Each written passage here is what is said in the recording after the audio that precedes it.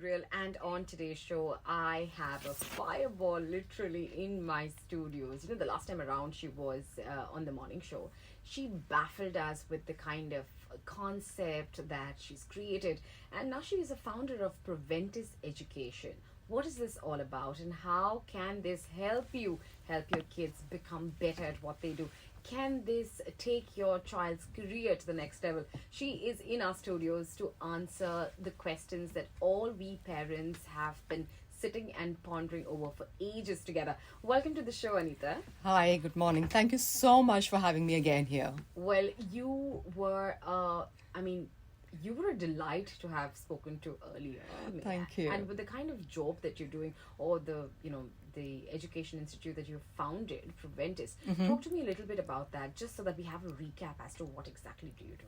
Sure. So Proventus Education, basically the whole concept, that it is, I like to believe it's a concept because it's about helping students. Right. Okay, helping parents, helping schools. It's just not about doing a career assessment or an aptitude test, but it's beyond that. When you do the testing, actually understanding the child, decoding, the different elements of the child, Right. helping the child become self-aware, helping the parents become aware of the children so they can tweak their parenting. The schools, for them to understand why a student behaves in a certain way. So we're trying to, create this whole, I don't know what you want to call it, environment, Right. which, is conducive to the growth of a child. Okay. But now, since you've, touched upon a very, very touchy subject, parenting, I want to ask you something, Anita. Is there anything called as good parenting, bad parenting? I don't believe there's anything that is good parenting or bad parenting, okay? For everything else in life, there is either a manual or there is a training that you attend. But when you become parents, there is no manual. Right. There is no you just learn on the training. go. It's you just have to learn it. It's a learning process for us also as parents. I have 2 kids, right? They're grown up. And when I look back, at myself as a parent, there are so many things I wish I could have done differently. Right. I wish there was someone who had told me how I can, be a better parent or, a more involved parent, not over-involved, right? Right. Because so that I think again. I fall under the helicopter mother parenting. But that again stems from the fact that my child is very hyperactive. And there's something that I don't understand about him. So yes, I am doing the test, I'm running around, but parents are always worried, right? Yes, So true. how, you were mentioning about assessments. It's 4. How do you think an assessment at Proventus can help him? Okay, now the assessment that we do, like I talked about it the last time, it's a biometric test that we talked about. That helps you understand the child, okay? Career options is something which is by default part of the report. But it's more in terms of understanding what your child is good at. So, I always like to give this example to parents when they come in. I say, there is, if you go to school and your teacher is complaining that your child doesn't sit in a place, he's constantly on the move, Right. He is distracting other children. That is not because he's not interested in the subject. Maybe he's an overly intelligent child who understands what the teacher is saying even before she can actually finish explaining. Right. And then he is, ab main kya karoon? He for lack of, more challenge, he is then going around getting distracted. Or maybe he's someone who's very, very high on energies. Right. So when you do the assessment, you understand these small things. And then you can channelize these abilities of your little one. I keep posting videos of my little one time and over again. And yes, so I am trying to get him assessed. But as parents, right, Anita, I know the education comes pretty later. But when you talk to a parent and you say your child must undergo an assessment, it's quite personal. It's not taken in the right way, and immediately, and especially because we have our Asian roots, Right. we immediately start downplaying the parents. We start Correct. doubting our ability to cope with our coping mechanism suddenly gets out of the window because you're not rationalizing through Correct. facts what's happening, and that is something that's happened with me. It's not with people who don't know much of the subjects. It's also people like me who know about aware things, of it, yeah. but are so scared in going ahead, and we just don't want to hear the things maybe that we think could be true in the future.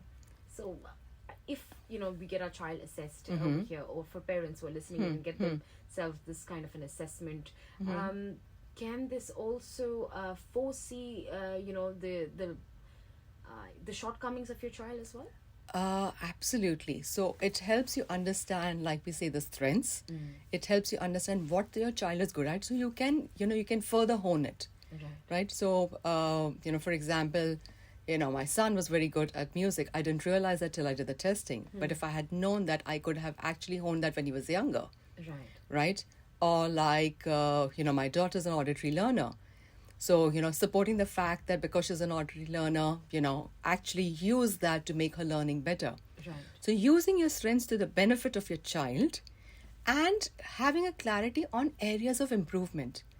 See, every individual is a combination of things that you can do well and things that you will struggle with. And that's we're human. Yeah, we're all human. We're not Superman that we've got all the abilities. So we will have different areas.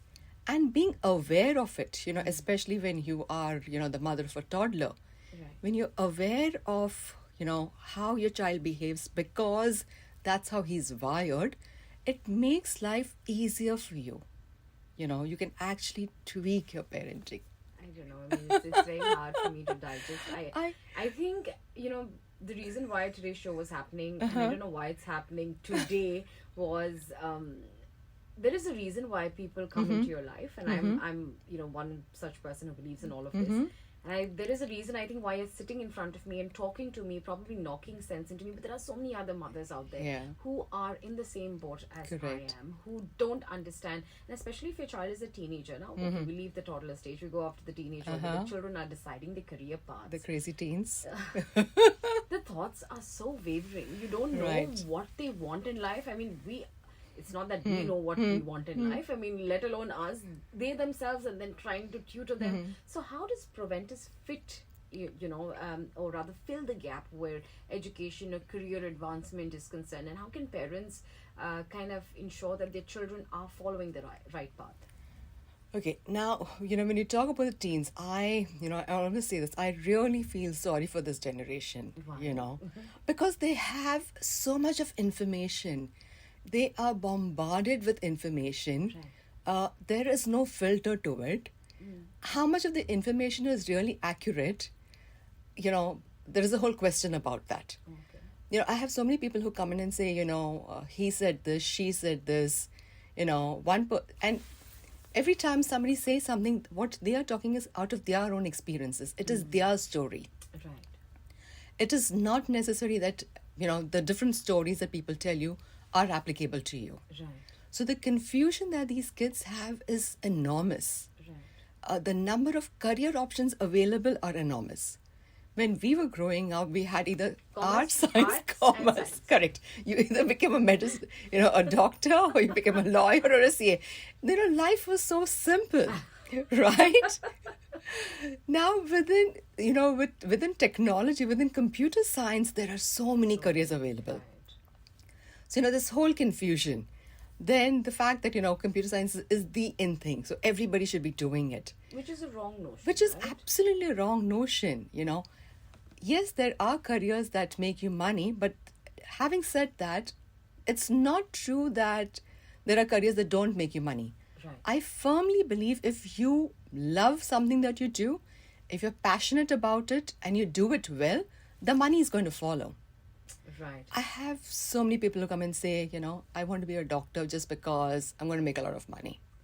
Wow. So do you also get parents, Anita, coming up to you and saying that I want my son to get a scholarship. He must get, he must attain the PhD title. This is my goal. Can you ensure with, your biometrics, you can tweak it a bit and produce this out for me? I mean, is there something bizarre that you've also heard? So you're laughing, which means yes. Oh my god, yes. So I see all kind of parents, and for me every day is such a learning, because I meet so many different parents, so many different children, I feel over the past 11 years that I've been doing this, I have evolved so much because of my interactions with them. Right. But yes, people come in and they say they want the children to go to the Ivy League. They want the children to get the scholarship. Right. As an organization, I can tell you what your child is capable of. Right. Okay, I can tell you how he can do that. But at the end of it, whether it's going to happen or not, is going to be in your hands. We say you can take the horse to the water, but you can't make it drink it. Right. Right? So I can tell you what you're capable of. I can show you the path to it. But as a team, if we don't work together on it, how can anyone promise you a scholarship or an Ivy League? Absolutely. And, Anita Rane has put things down into words, and she's ensuring that she's sounding not just all the parents listening in, but also to me. This is a kind of a reminder, with the kind of pressure we parents reel under. And unfortunately, we kind of pass them on to our children, which True. is not True. very healthy, and that's what hampers our relationship as well with them. We will quickly slip into a break, but when we get back, we will be talking to her more about benefits of learning another language, how can kids excel in their education, and also the balancing between parenting and career aspirations. I mean, are these career aspirations yours, or do you want them to be individualized for your children? You stick around to Talk 100.3, and yes, you're listening to me, Muriel, live on Mamma Mia, only on Talk 100.3.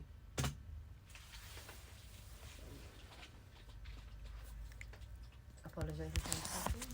Anita Katyal Rane, yes, she's here talking to us about how we can not only better ourselves but also create an ecosystem for our children so that their careers are not hampered, and so that they move up the ladder in the way that they're meant to be. Sometimes as parents, Anita, we have a lot of aspirations. I think more than them we do. Yes. I want my son to become a pilot. I Uh-huh. want him to be an astronaut. I want I. So, bichare, by the time he realizes it's his time to pick up a career, he is also burdened with my dreams. Correct. Just because I could not achieve them, so I Correct. want him to do it on my behalf. Right. Is this a wrong way that we parents perceive things? I wouldn't say it's wrong. It's just human. Right. Okay, it's just that, there are things that you wanted to do in life, and because you were not able to do it, you're hoping that somebody within your lineage is going to take that forward, right? So it's human, it's not wrong. But yes, it would be nice if we don't do that, if we don't burden our children with that. But I would like to say over here, this generation of parents doesn't really do that. Right. Okay, I think it was the yesteryears. Yes, absolutely. That's what it was. But this generation is, in fact, I have a lot of parents coming and saying, we just let him do what he wants to do. We let her do whatever she wants to do. We are okay with whatever they do. Now, again, there I have a little thing that, I like to share with parents, saying that, it's fantastic that you're so supportive of your child. Right. You're giving your child an opportunity to explore himself or herself and, figure out a way. But at the end of the day, he or she is a child. Right. We have to give some kind of a direction. We can't be helicopter moms, which even I was. We can't. No, but it's not, I don't know. Would you call yourself a helicopter mom? I don't think so. Well, my children would probably say I'm even a snowplower. I think all children feel that we're helicopter parents. We parent them. I've been called names from Hitler to, you say it all. Again, so, also, now there's this debate that's going on, and especially I know it because it's part of my household, and I believe a child should stick to one language so that he or she betters themselves. However, I know you're going to say more the merrier. Absolutely. Being multilingual in today's world is the best thing that you can do to yourself, because it, we're all globalized, right? I mean, technology has made it so simple for you to access people across the world. Right. And when you know the language, okay, simple thing, I come from Bombay, Me too. right? Yeah, so there you go. So, if you speak, because you live in the state of Maharashtra, and if you speak in Marathi, the the kind of Respect and the and- welcome that you get is completely different, right? Right. You go to the south of India, and if you can't speak the language over there, you're going to find it difficult to function. Well, at least in Mumbai, we speak in different languages. I mean, Hindi is also one of them. But I Mm-hmm. think when you go down south, they're very adamant on their, Correct. regional language. Regional language, and that goes again internationally, Right. If you know, so if you're in Paris and if you know French, it makes life. And I think Emily in Paris I was as about to say, but is this the right time to say Emily in Paris? People will think, oh gosh, this woman. but it tells you, right? I mean, how they're not ready to welcome her because she doesn't know the language. So if you know the language, and again over there, when we do the career assessment, because you can actually figure out if your child has the ability to pick up foreign languages. And when I say foreign, it's not French or German, but it could be just like Hindi, Marathi, English, right? Right. But will that biometrics also tell you? It the tells you language? that because there is a lobe in the brain, which is your temporal lobe, which is responsible for your languages. So when I see that the children have that ability, I insist that the parents send the children for language classes. So how is it that with my biometrics, Mm-hmm. I know we're talking about everything, but I really want to understand the science behind, the biometric scan. Mm-hmm. So, for instance, the biometric is in front of me. I scan my hands, Fingers. or my fingers, Only your fingertips. only the fingertips. Right? Then what happens? That's it. That's all that it requires. That's all that it requires. And then the prints are analyzed, it's put into an algorithm, and it runs a report. Now, what happens is it runs a report and people feel, okay, it's over and done with. But what is important is that it has to be decoded. What is important that you've got to connect the dots. Right. And if you have a counselor who's not able to do that accurately, you could actually go down the wrong path. And that is so dangerous. You have so many people out there who claim they are counselors, who claim that they can do certain things. But it's questionable. Right. And that's really, really dangerous. So, with a product like yours in the market, it is a niche product. It is. Parents, I think, like me and so many other mothers out there, will not bat an eyelid to run to you and ensure that our children are, we get the right kind of judgment, or what do you say, like we're shown the right path where Yeah. the careers are concerned. But now, is this only for children, or is this for adults as well? No. So like I was saying the last time, the youngest I've done it is a 4-year-old and the oldest is a 65-year-old lady. But at 65, what career path can you Not career path, but in terms of awareness. Okay. So she was retired and she wanted to kind of understand, okay, I'm retired, but because she'd been working all her life, she wanted to continue doing something. So she said, okay, let me try and understand what are the other areas of my life that I have not explored. Let me take that forward now. So, Which is interesting. yeah, so there's no age really for it. Absolutely. Now, talking about career aspirations and parenting, is there a balance? Yes, there is a balance. It can get challenging, but if you have the right tools, sure, you can balance it. Everything in life can be balanced, right? Right. If you know that you're going to be, you're diabetic or pre-diabetic, you can balance that by taking the right actions, right? It's the same thing. So if you know, what are the abilities of your child, if you know what your child is, you can balance your parenting to take care of that. So, I know we come back to parents because I think adults can still deal with Yes, situations, but when exactly. it comes to kids and it's your child, I mean, you'd move mountains over True. to ensure that your child is okay. But talk to me about how do you manage? Now, for instance, you're reading a report and you know it's not a pleasant one, right? I'm sure you must have come across reports like these. What kind of means and methods do you use to break it down, to decode to the parents? And how do you ensure that you're giving them that kind of help? So I think over here, the biggest area that I come across with these kids is the mental health. Okay, that's like huge. And now that is again something parents don't like to hear, unfortunately. Or even if they hear and they will acknowledge, because in the report, the biometric and the psychometric we can actually figure out how emotional the child is. Right. So when I see that the child is very highly emotional, the child needs support. And there are different ways that I recommend, things like journaling, communication, and if that doesn't help, then therapy. But even as small as a 4-year-old. As small as a 4-year-old, now the child doesn't understand the emotions, okay? Now the onus over here is on the parent. Because like you said, you're the adult. Right. So because you're the adult, you understand. Now, if I know my child is highly emotional, right? And I know how I can handle that. So what happens is, see, there are two ways of handling emotions. One is where you just brush it under the carpet, right? And the other is where you actually talk about it. Okay. Our culture, But unfortunately... it's not that, Anita, we don't want to talk about it. It is just that maybe we're scared, right? True, agreed. We are scared. And like I said in the beginning, parenting is tough. It's not easy. No one teaches us how to be a parent. Right. But acceptance, that is the first step to anything in life. So if we can accept the fact, see, like I said in the beginning, we are all different. Right. We all have certain, challenges in life. And as parents, if we can accept it, that, hey, this is an area that my child is not very good at. And if you can start supporting the child, Right.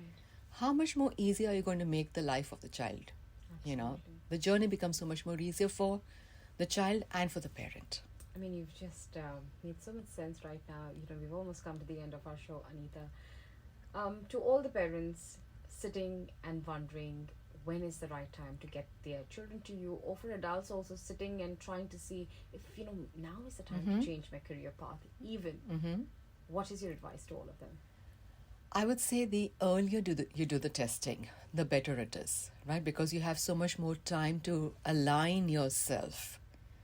Like I said, earliest that I've done is a 4-year-old, right? So exams are also around the corner. I mean, do you have any tips and tricks? I mean, you being a master at what you do, is there any tips and tricks that children could probably better focus on what they're doing?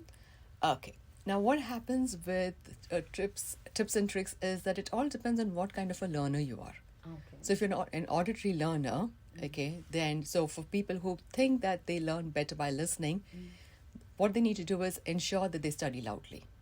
Okay, they need to read loudly to themselves and they listen to themselves. So people who like YouTube videos, they feel that YouTube helps them. They're basically visual auditory learners. Okay, so for them, study loudly. They can record themselves, the YouTube videos.